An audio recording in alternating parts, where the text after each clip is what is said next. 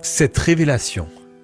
Quand David est allé combattre Goliath, il y avait 5 pierres.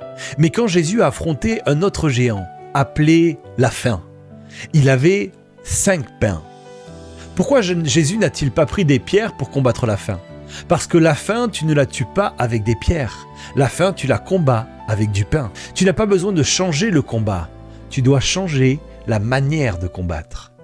Une vieille stratégie ne te donnera jamais une victoire nouvelle. Ce n'est pas le combat qu'il faut changer, c'est la façon de combattre. Vois-tu, Dieu ne change pas toujours la bataille, mais il change l'homme qui se tient dans la bataille. Le problème n'est pas ce que tu affrontes, mais avec quelle révélation tu l'affrontes. Ce qui te fait gagner hier ne te fera pas forcément gagner demain. David a pris 5 pierres pour ôter la vie, mais Jésus a pris 5 pains pour donner la vie. Même chiffre, même pression, mais pas le même royaume. David combattait dans un ancien système où la victoire passait par la mort de l'ennemi. Mais Jésus, lui, est venu inaugurer un nouveau royaume, où la victoire passe par la multiplication de la vie.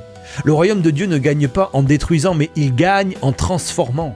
Ce que Dieu te met dans les mains révèle le type de victoire qu'il attend de toi. Parfois, tu veux lancer des pierres là où Dieu te demande de rompre du pain. Parfois, tu veux frapper alors que Dieu te demande de nourrir. Parfois, tu veux vaincre vite alors que Dieu veut guérir en profondeur. Écoute bien ceci. Dieu ne te donnera jamais une stratégie nouvelle si tu t'obstines à combattre avec une mentalité ancienne. Ce n'est pas la taille du géant qui détermine la victoire, mais c'est la stratégie que Dieu te confie pour ce combat précis. Et retiens ceci, chaque guerre a sa stratégie.